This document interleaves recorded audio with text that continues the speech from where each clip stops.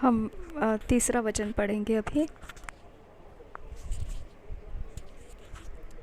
वह उसकी महिमा का प्रकाश और उसके तत्व की छाप है और सब वस्तुओं को अपनी सामर्थ्य के वचन से संभालता है।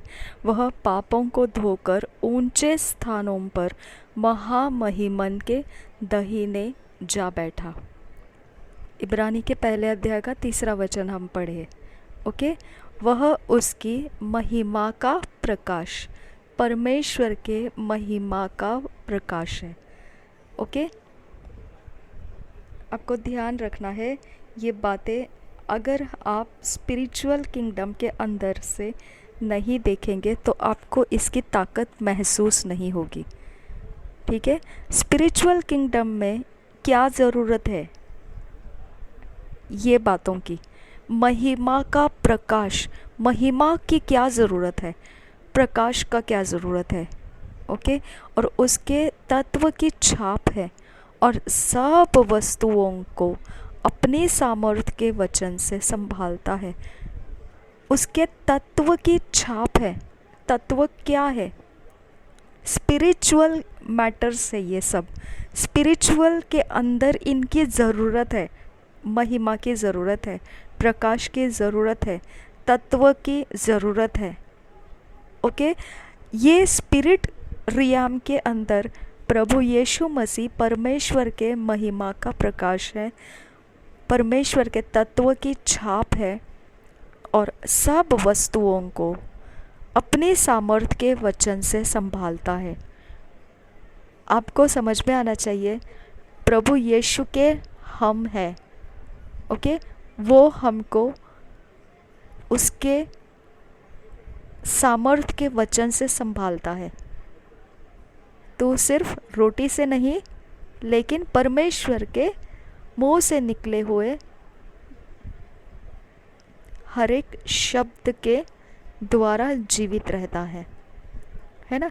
धर्मी विश्वास के द्वारा जीवित रहेगा। विश्वास कहाँ से आता है?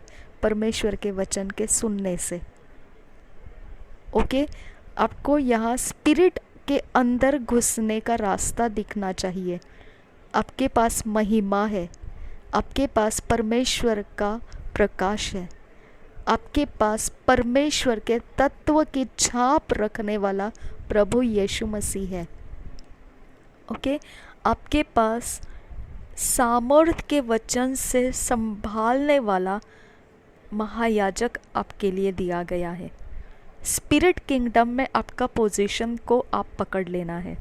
ये आपके कॉलर टाइट करने का समय है। ओके, आपके घमंड को ऊंचा करने का समय है, मायूस होने का समय नहीं है। ये हमारे अंदर की मजबूती है। आपको ये जब अंदर मालूम रहेगा, आपके सोल के अंदर अगर इनकी जानकारी है, तो आपका सोल किसी के सामने झुकेगा नहीं, कहीं नहीं झुकेगा, क्योंकि अंधेरे के सामने उजियाला कभी नहीं झुका है। कहीं नहीं, कहीं नहीं, कहीं पर भी नहीं। उजियाला जब आ जाता है, अंधकार को छुप जाना पड़ता है। उजियाला जब आता है तो अंधकार गायब हो जाता है। अंधकार को वैसे भी ताकत नहीं है उजियाले के सामने रुकने की। तो हम सिर्फ उजियाला ही नहीं है, हमारे अंदर परमेश्वर की महिमा भी है, परमेश्वर के तत्व की छाप रखने वाला अधिकारी भी है। हमको परमेश्वर के वचन से संभालने वाला प्रभु यीशु मसीह हमारे अंदर है। ओके, और उसने हमारे पाप को धो दिया है। अब पाप का राज्य नहीं है तो शैतान को कहाँ पर लीगल ग्राउंड रहा? कौन सा जगह मिलता है शैतान को? घुसपैठ करने के अलावा दूसरा जगह कौन सा है? सिर्फ घुसपैठी है और कुछ नहीं है। कोई उसके पास कायदे का, जिम्मेदारी का, उसके अंदर का जो कायदे से बनता है वैसा उसके पास कोई भी जगह नहीं है। वो जगह पाप था और पाप को ही प्रभु यीशु ने निकाल दिया, धो दिया। अब क्या है उसके पास? कुछ भी नहीं है। तो शैतान आपका पीछा क्यों करता है? शैतान आपके ब्लेसिंग्स का पीछा क्यों करता है? आपके प्रमोशंस का पीछा क्यों करता है? ओके, आपको परेशान क्यों करता है? आपको कहीं से भी कुछ ना कुछ परेशानी में डालता है। आपका रेप्यूटेशन, करियर के ऊपर छींटे लगाता है, कुछ भी करता है। क्यों करता है वो? क्योंकि उसके अलावा उसको कुछ करने के लिए रास्ते ही नहीं है अभी। ओके, वो आपको सब कुछ मिल गया है, अब आपको कुछ परेशान करने के अलावा उसके पास कुछ बाकी ही नहीं रहा है। ओके, इसकी वजह से आपको उसको डील करना है, आपको उसको फाइट बैक करना है, रिवर्ट बैक कर देना है, रिजेक्ट करना है, रेजिस्ट करना है, रिब्यूक करना है, क्योंकि उसका कोई काम ही नहीं है आपके तरफ अभी। ओके, जॉन रेमिरेस का वो बात मुझे अच्छा लगा, जब एक निकी क्रूज़ की ग्रुप टीम आई थी इवेंजलाइज करने के लिए, वहाँ पर वो जो परमेश्वर के गीत गा रहे थे, वो गीतों को सुनकर जॉन रेमिरेस सैटनिक किंगडम में थे, तब वो बता रहे कि वो गीतों को सुनकर उनको अच्छा नहीं लग रहा था। उन्होंने सोचा ये क्या गंदा गाना है, कहाँ से लगाया है, किसने, कौन गा रहा है इसे, और वो उसे बंद करने के लिए उनकी पावर को यूज़ करने के लिए आए थे। ओके, लेकिन निकी क्रूज़ के अंदर से परमेश्वर के आत्मा का आग इतना फैला हुआ था उनके इर्द गिर्द में कि जॉन रेमिरेस का कोई भी निशाना उनके ऊपर नहीं लगा। ठीक है, वो कहते हैं कि उनकी ज़िंदगी में ये ऐसा समय था कि मसीही इतने पावरफुल रह सकते हैं, ये उनको उस समय मालूम पड़ा।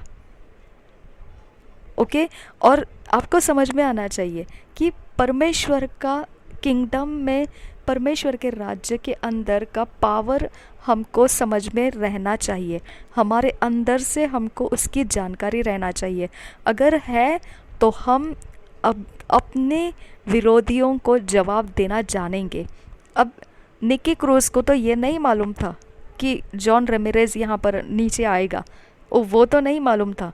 फिर जॉन रेमिरेस को भी ये नहीं मालूम था कि निकी क्रूज़ नीचे आने वाला है।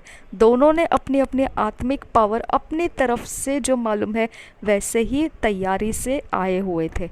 निकी क्रूज़ अपनी तरफ से तैयार होकर आया था कि हमको इवेंजलाइज करना है, हमको प्रार्थना के द्वारा मजबूत होकर परमेश्वर के सामर्थ्य में भरकर हमको जाना है। हमारा विरोधी वहाँ पर हो सकता है, हमको कोई प्रॉब्लम कर सकता है, तो हमको वो सब बात ध्यान रखते हुए विरोधी को सामना करना है। इस बात की तैयारी के साथ वो वहाँ पर पहुँचे थे, ऐसे ही नहीं गए थे। ओके, एक पूरी तैयारी के साथ, जानते हुए कि वो विरोधी का सामना वहाँ होना है, जानते हुए वो वहाँ पर पहुँचे थे। और हुआ भी, जॉन रेमिरेस उनके विरोधी थे और बड़े महारथी थे वो ओके उस समय, और वहाँ से उन्होंने उनका मुकाबला किया था उस पोजीशन में से जो सैटनिक किंगडम में ऊंचे पोजीशन में वो रहते थे। वहाँ वो पोजीशन में से वो निकी क्रूज़ को फाइट किए, लेकिन कुछ मिला उनको? कुछ नहीं। वो बोले पहली बार पता चला कि मसीह लोगों में ऐसी ताकत है परमेश्वर की। ओके, तो हमारे अंदर की सामर्थ को हमें समझना है कि हमारे अंदर पाप नहीं है तो परमेश्वर है। जहाँ पाप है वहाँ परमेश्वर नहीं है। ओके, जहाँ पाप है वहाँ परमेश्वर नहीं है। अगर पाप ही नहीं है तो परमेश्वर है, और परमेश्वर क्या है? आत्मिक सामर्थ है। फिर हमको और क्या चाहिए? कुछ भी नहीं चाहिए, हमको बस उसको इस्तेमाल करना है, दैट्स ऑल। ओके, हमने ये देखना है कि पापों को धोकर ऊंचे स्थानों पर महामहिमन के दाहिने जा बैठा है। अब क्या ज़रूरत है परमेश्वर के दाहिने जाकर बैठने की? वो भी महामहिमन के दाहिने जा बैठा। उसको परमेश्वर का वर्णन देखो कैसा किया है, महामहिमन। ओके, और पापों को धोकर, यानी पाप परमेश्वर के करीब नहीं रहता है, फेलोशिप में नहीं रहता है, तो पवित्रता रहती है। तो पवित्रता कभी आता है? पाप निकल जाएगा तो। अब पाप निकल गया है तो अब वो वर्णन कैसा कर रहा है? महामहिमन के दाहिने। ओके, तो हम किसके हैं? महामहिमन के हैं। ओके, हम किसके हैं? पवित्र के हैं। हम किसके हैं? महामहिमन के हैं। ओके, तो हमको अपनी पोजीशन अगर नहीं मालूम है तो हमको पोजीशन को बोलना है अपने अंदर से कि हम पाप नहीं हैं, हम महामहिमन के दाहिने जा बैठे प्रभु यीशु के साथ बैठे हुए हैं, और वो ऊंचा स्थान है, वो सारी शक्तियों के ऊपर ऊंचा स्थान है। उस स्थान में कोई पहुंचा नहीं है प्रभु यीशु के अलावा, और वही पहुंचता है जो पापों को धोकर गया है, वो पापों को धोकर गया हुआ ऊंचे स्थानों पर बैठ गया है। ये पोजीशन है हमारा। समझ में आया? अब इसका रेफरेंस वर्ड्स देखेंगे। यूहन्ना का पहला अध्याय 14 वचन, और वचन देहधारी हुआ और अनुग्रह और सच्चाई से परिपूर्ण होकर हमारे बीच में डेरा किया, और हमने उसकी ऐसी महिमा देखी जैसी पिता के इकलौते की महिमा।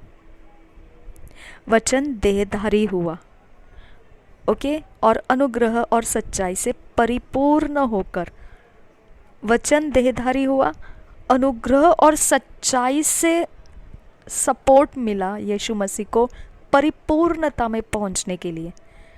ओके, हमारे बीच में डेरा किया, और हमने उसकी ऐसी महिमा देखी जैसी पिता के इकलौते की महिमा।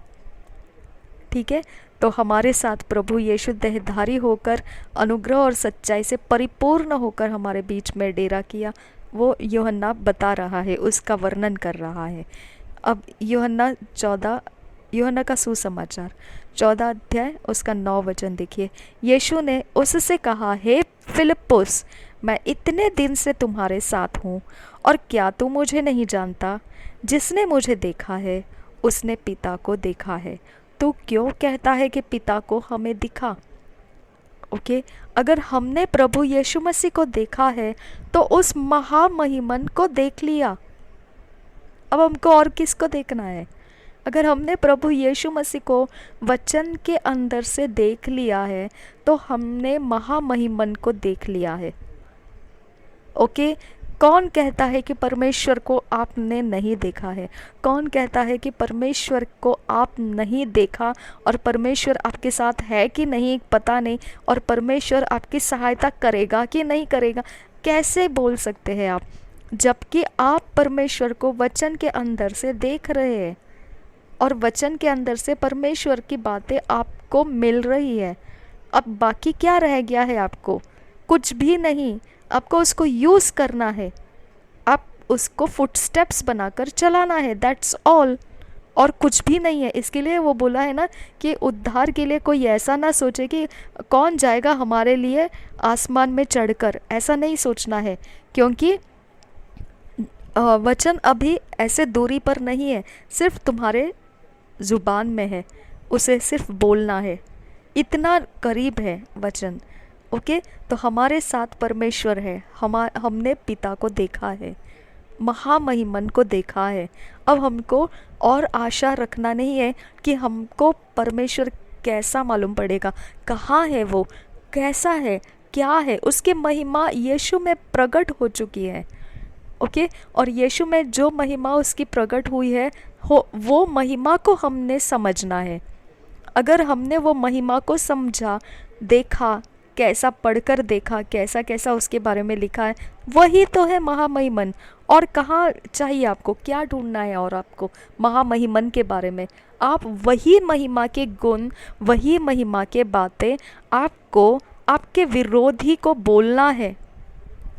ओके, आपके विरोधी की ताकत वही ख़त्म हो जाती है। वो महामहिमन को पहचानती है, आपके विरोधी महिमन को, महामहिमन को विरोधी की शक्तियाँ पहचानती है, वो पहचानती है, वो आत्मिक जगत है उनका। ओके, और आत्मिक जगत में वो महामहिमन है, वो पहचानते हैं। ओके, और फिर आप जब ये पहचान आपके अंदर से आप खोलने लगते हैं, आप बात करिए फिर। ओके, फिर आप बात कीजिए, ठीक है, आप करके देखिए और फिर बात कीजिए। ओके, कोलोसियों को कोलोसियों की पत्री 1 अध्याय 17 वचन देखिए क्या लिखा है। और वही सब वस्तुओं में प्रथम है और सब वस्तुएं उसी में स्थिर रहती है। सब वस्तुओं में वो प्रथम है। शैतान प्रथम है? नहीं। शैतान के कोई भी काम प्रथम है? नहीं। शैतान का कुछ भी प्रथम है? कुछ भी नहीं। उसके लोग प्रथम है? एब्सोल्युटली ज़ीरो, नहीं। ओके, सब में, सब वस्तुओं में प्रथम प्रभु यीशु मसीह है और सब वस्तुएं उसी में स्थिर रहती है। आपके सारी ट्रबल्स शांत होगी कहाँ पर? प्रभु यीशु के अंदर। ओके, प्रभु यीशु को पहचानने में आपकी सारी स्थिरता आपको मिल जाती है। ओके, आपकी पूरी कंप्लीट पीस आपको मिल जाता है। आपको कुछ कहीं ढूंढने की ज़रूरत नहीं है, कहीं दौड़ने की ज़रूरत नहीं, कुछ भी कहीं पर भी कुछ भी आशा रखने की ज़रूरत नहीं है, कोई भी जगह में नहीं। ओके, प्रभु यीशु में सब कुछ स्थिर हो जाता है क्योंकि उसी में स्थिर किया गया है। सब वस्तुएं उसी में स्थिर रहती है। आप किस में हैं? प्रभु यीशु में है तो आप स्थिर रहेंगे, डगमगाएंगे नहीं। विरोधी के कारण डगमगाएंगे नहीं, विरोधी का सामना करेंगे, डगमगाएंगे नहीं। ओके, विरोधी को देखकर हड़बड़ी नहीं करेंगे। ओके, विरोधी के अटैक्स को ये नहीं देखेंगे कि वो पावरफुल है, come on. The best powerless बोलेंगे तो वही विरोधी बेस्ट पावरलेस एग्जाम्पल है। ओके, क्योंकि उनको पावर क्या है वो ही नहीं मालूम है।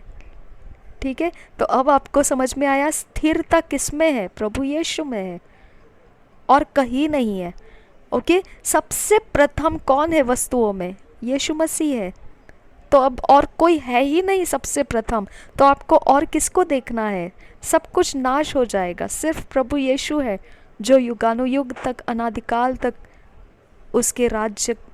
उसका राज्य बना रहेगा। ओके, तीतुस की 2 अध्याय 14 वचन देखिए। जिसने अपने आप को हमारे लिए दे दिया कि हमें हर प्रकार के अधर्म से छुड़ा ले। अधर्म कौन है? शैतान। ओके, उससे छुड़ा ले। हर प्रकार के अधर्म, हर प्रकार के, एक नहीं है अधर्म। अधर्म के बहुत सारे प्रकार हैं। हर प्रकार के अधर्म से छुड़ा ले और शुद्ध करके अपने लिए एक ऐसी जाति बना ले। अब कौन है हम? शुद्ध हो चुके हैं। आपको कोई करप्ट नहीं कर सकता है। अभी कोई आपको कलंकित, दूषित नहीं कर सकता है। आप शुद्ध कर दिए गए हैं। ओके, हम परमेश्वर की ऐसी जाति बन गए हैं, उसने हमें बना लिया है जो भले भले कामों में सरगर्म हो। ओके, हमको ऐसी ऐसी जाति बना दिया है परमेश्वर ने जो भले भले कामों में सरगर्म हो। आपने अंकुर नरुला मिनिस्ट्रीज के बहुत सारे काम देखे हैं, है ना? क्या क्या देखा है उन्होंने? ये किया है, वो किया है, एम्बुलेंस के बारे में बात कर रहे हैं, फिर लोगों के बीच में वो जा रहे हैं, हेल्प कर रहे हैं, क्या क्या कर रहे हैं, विडोज़ के लिए काम कर रहे हैं, बेटियों के लिए काम कर रहे हैं, और स्कूल कॉलेजेस के लिए काम कर रहे हैं। ओके, IAS जो ऑफिसर्स बनते हैं, वो एग्ज़ाम्स देते हैं बच्चे, उनके लिए काम कर रहे हैं। कितने भले भले काम कर रहे हैं, कमी नहीं है उनके पास, लिस्ट लगाएंगे तो। ओके, अब आपको समझ में आना चाहिए हम कैसी जाति के लिए बनाए गए हैं। भले भले काम में सरगर्म होने के लिए बनाए गए हैं। ओके, और ये काम कौन कर सकता है? शुद्ध किए गए लोग, अधर्म से छुड़ा लिए गए लोग। समझा? हम अधर्म से छुड़ा लिए गए हैं, तो हमारे काम को बिगाड़ना, हमें दूषित व्यवहार में धकेलना, ये सिर्फ हमारा विरोधी कर सकता है। ओके, इसकी वजह से आप अधर्मी नहीं बनते हैं, अशुद्ध नहीं बनते हैं। इसकी वजह से अस्थिर नहीं होना है। ओके, वहाँ से उठ जाना है, वहाँ से हमने अपने सच्चाई के कमर को कसना है। वो हमारा कमरबंद है, सच्चाई, सच्चाई से हमारा कमरबंद कस लेना है। ओके, विश्वास की ढाल उठाना है, आत्मा की तलवार चलाना है। ओके, धार्मिकता का झिलम पहना है, और फिर सर पे उद्धार का टोप भी है, और मेल के सुसमाचार के तैयारी के जूते भी है। निकल पड़ना है। ओके, विरोधी के सामने निकल पड़ना है हमको। सैम भजन संहिता 23 बोलता है कि हमारे विरोधी के सामने परमेश्वर हमारे लिए मेज को बिछाता है, हमारे सिर के ऊपर तेल का अभिषेक किया है, हमारा प्याला उमड़ता हुआ बहता है। ओके, ये हमारी पहचान है, ये स्पिरिट लाइफ में हमारी पहचान है। ये स्पिरिट लाइफ में शैतान जानता है, बहुत अच्छे से जानता है। ओके, वो उस स्पिरिट लाइफ के अंदर का कोई भी बात को कुछ नहीं कर पाएगा, कुछ भी नहीं कर पाएगा। उसको कहीं से भी एंट्री पॉइंट नहीं है वो स्पिरिट लाइफ के अंदर का कोई भी व्यवहार बिगाड़ने का, उसके पास कोई अधिकार नहीं है। ओके, यहाँ पृथ्वी के ऊपर वो सिर्फ आपको झूठ बता बता कर आपके समय को ख़राब करता है, चोरी नाशघात करता है, और कुछ नहीं है उसके पास। पावरलेस है, महापावरलेस। ओके, महापावरलेस है वो। आगे बढ़ते हैं, इब्रानी का 7 अध्याय का 27 वचन। और उन महायाजकों की नाई उसे आवश्यक नहीं कि प्रतिदिन पहले अपने पापों और फिर लोगों के पापों के लिए बलिदान चढ़ाए, क्योंकि उसने अपने आप को बलिदान चढ़ाकर उसे एक ही बार निपटा दिया। अब पाप का बलिदान भी नहीं चाहिए परमेश्वर को कनेक्ट होने के लिए, और पाप की चिंता भी नहीं चाहिए, क्योंकि पाप का हिसाब चुकता कर दिया गया है हमारे महायाजक ने। ओके, अब पाप को लेके बार बार हमको कोई कहीं पर घसीट घसीट कर हमारे कोई कैरेक्टर को उछाल नहीं सकता है, कोई भी रट रट कर हमारे कोई रेप्यूटेशन की खराबी नहीं कर सकता है। अगर वो करता है तो बात ख़त्म कर दो, वो विरोधी है, एडवर्सरी है वो। ओके, और दोष लगाने वाला, ठीक है, वो दोष लगाने वाला है, वो सिर्फ शैतान है और कोई नहीं है। ओके, तो आप गंदे नहीं हैं अगर आप प्रभु में पानी का बपतिस्मा लिए हैं, पिता पुत्र पवित्र आत्मा के नाम से आप शुद्ध कर दिए गए हैं, अधर्म से आप छूट गए हैं। ओके, भले भले कामों में अपने आप को जोड़ दीजिए, शैतान के उछाल को, शैतान की गंदगी जो आपके ऊपर उसने छिड़क दी है, वो सब हटा दीजिए दिमाग से। ओके, निकाल दीजिए, वो कूड़ा कचरा है, उसको हटा दीजिए। ओके, और सीधा रास्ता पकड़ लीजिए। अगर कोई आपके ब्लेसिंग्स के साथ छेड़खानी किया है, हटा दीजिए उसको दिमाग से। ओके, परमेश्वर की ओर देखकर चलना शुरू कीजिए। ओके, अगर किसी ने आपके पीस को मुसीबत में डाल दिया है, आपकी शांति को मुसीबत में डाल दिया है, आपको परेशानियों में चलना पड़ रहा है, कोई परवाह नहीं है। आत्मा के जगत में अपनी पोजीशन को बनाए रखिए, वहाँ पर आपका कोई कुछ बिगाड़ नहीं सकता है। वो ही आपका द बेस्ट प्लेस है, तो वंडरफुल जगह, वो ही आपका वो परमेश्वर के परम प्रधान के छाए हुआ स्थान है। वो वहाँ पर आपको कोई कहीं से भी, कोई आपको कहीं पर भी, आप इतना वहाँ पर आप आनंद करेंगे, इतना वहाँ पर आप शांति को पाएंगे, इतना वहाँ पर आप बस सब पूरा पूरा सब कुछ आपका बिगड़ा हुआ सब कुछ वहाँ पर आप भूल जाएंगे। ओके, आपकी ताकत उकाब की नाई बढ़ती जाएगी, और परमेश्वर जिम्मेदार है हमारी परिस्थिति को बदलने के लिए। परम प्रधान के छाए हुए स्थान में जब हम रुकते हैं, हमारी हर एक मुश्किल को परमेश्वर हल करता है, हमारे शरीर के प्राण की मुश्किलों को वो हल करता है। निश्चित हल करता है। वो हमसे प्रसन्न है, ओके, और वो हमसे खुश है। हमारे ऊपर उसका कोई क्रोध नहीं है, ओके, उसका कोई हमारे ऊपर न्याय नहीं है, जजमेंट नहीं है। ठीक है, इब्रानी के 9 अध्याय का 11 से लेकर पढ़ेंगे हम।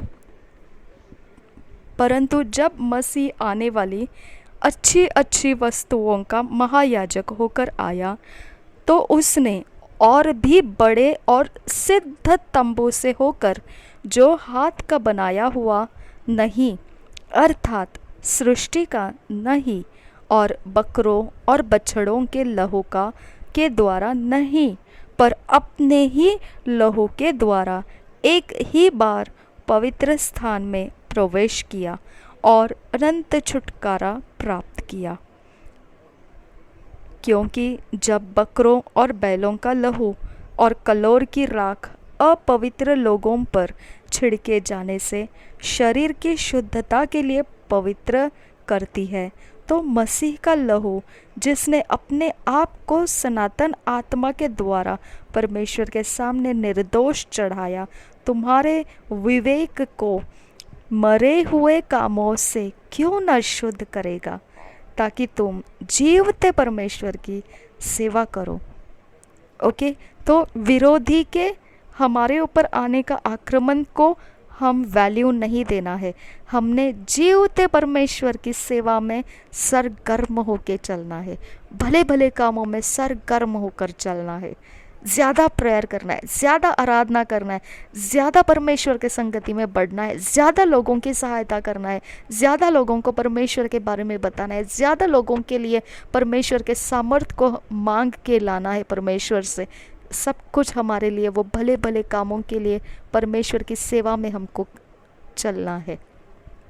ओके, और अधर्म से टकराएंगे तो अधर्म को गिराना है, अधर्म को डांटना है, झिड़कारना है, झिड़क देना है। ओके, अधर्म को कोई भी तरह से हमने वैल्यू नहीं देना है। अधर्म के कारण हमने कोई भी परमेश्वर का कोई भी रास्ता नहीं छोड़ना है।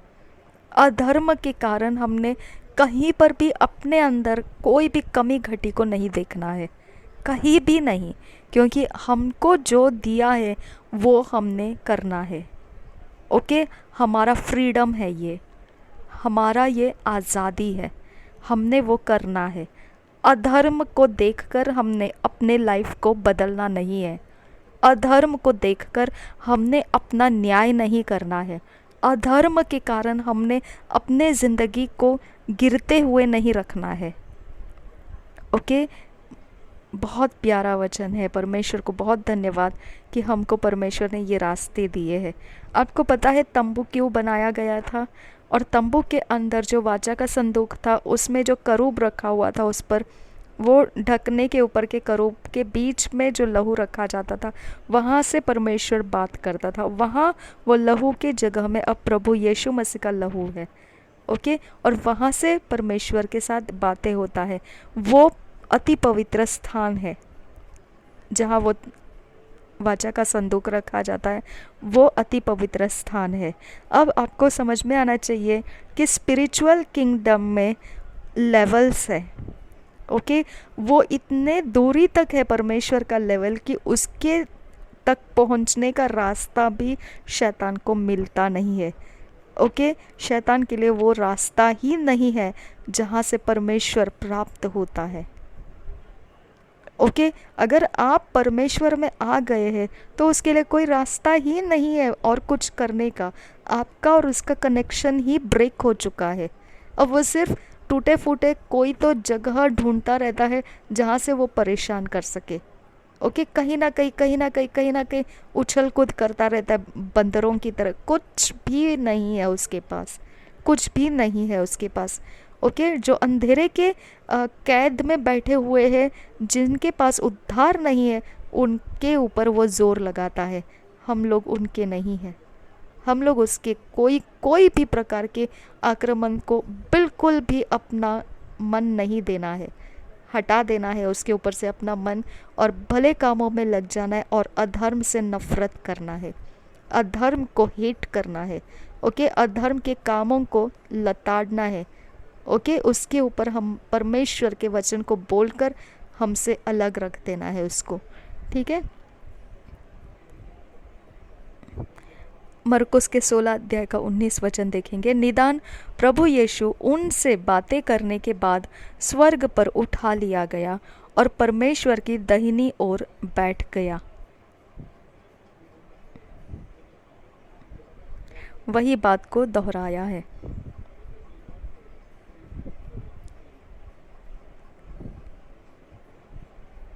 अनंत छुटकारा प्राप्त किया, 12 वचन 9 अध्याय का 12 वचन का आखिरी लिखा हुआ, और अनंत छुटकारा प्राप्त किया।